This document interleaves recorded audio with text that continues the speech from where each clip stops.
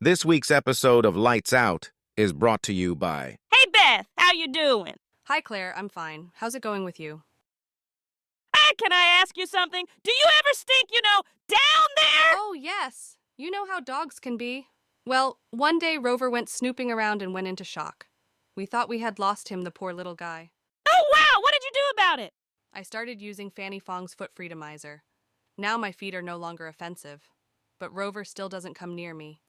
Oh, sorry to hear that. About Rover, I mean. But I'm glad your feet are no longer offensive with Fanny Fong's foot freedomizer.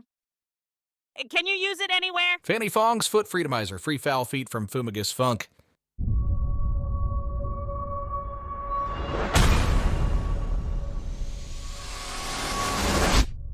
Jacob and Cara packed up everything that they thought would be useful for the mission and met Big Mike and many others at Big Mike's house.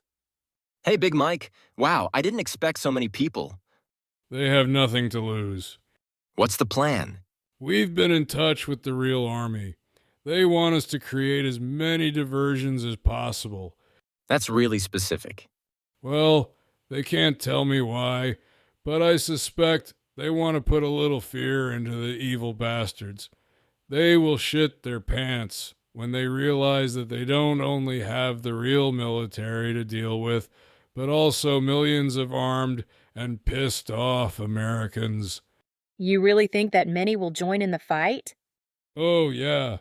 People have been so ready to do something, but you have to work together to be successful. Our goal today is to take the roadblock between here and the interstate. The Khans have taken over the Fremont Hills neighborhood and are comfortable in their new $1 million houses. Some of the guys reconned it last night, and we came up with a plan. If it works out the way we hope, I think we should keep going toward the city. They have some vehicles we want, so after we have taken them out, we'll get the ones we want and disable the rest. But there's nowhere to get fuel. So none of them will get far, but neither will we. You're right. They are probably very low on fuel, but we have plenty. How so? Have you ever heard of cars running on water? With some modifications, of course. I haven't. Sure, I've heard of it, but I didn't really think it was possible. Oh, it's not only possible.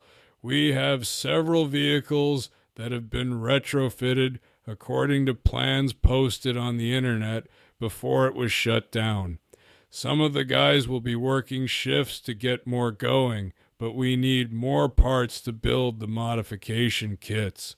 So that's why we're going to the city. Zombieland. Yep. What's the plan for taking out the Khans at the roadblock? We are going to get them so high that they can't move. Oh, they'll enjoy that. Not for long. Our favorite neighborhood junkie, rehabbed of course, has agreed to make a special batch of, some shit that he swears will knock them off their asses. Oh, and just how is he going to get them to take it? I don't know. He says he can get them to take it. And you trust Murph? I do. Losing his parents and his sister seems to have changed him. If he double-crosses us, he'll meet the same fate as the Khans. We have more firepower and trained men. Well, this should be interesting. When do we make our move? Well, we're on a tight schedule because of your little gig for the White House, so we'll go tonight. We'll give Murph a chance because we want to keep our losses low. Later that night, Murph, looking like he hadn't changed clothes in a month, snuck around the neighborhood to the roadblock that the Khans had set up. He appeared to the Khans to be just another desperate idiot walking down the road. Hey, man. Hey, can I talk to you? Dude, you are a dumbass. What do you want? I am tired of roaming, man, living in the woods and shit. I want to see if we can make a deal. What kind of deal? Murph opened his hand, and several Khans immediately recognized what he was holding.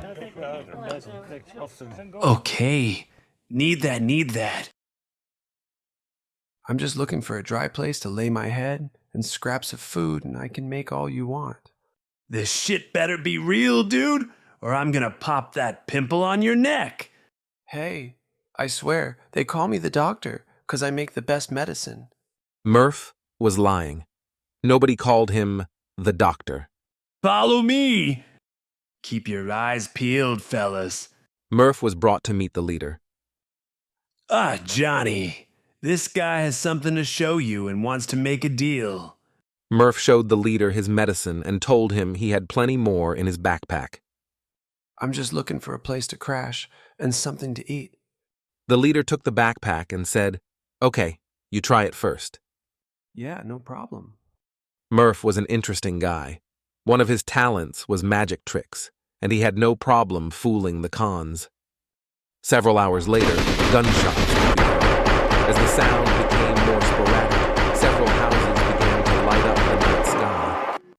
The roadblock was cleared, and a procession of vehicles, some newly acquired, headed towards the city. The Patriots hadn't gone far down the road when Big Mike noticed a tall, skinny, long-haired guy standing on the side of the road. Good job, Murph. Appreciate what you did. What's next for you? Well, my tools are in the back of that red Ford. Your tools?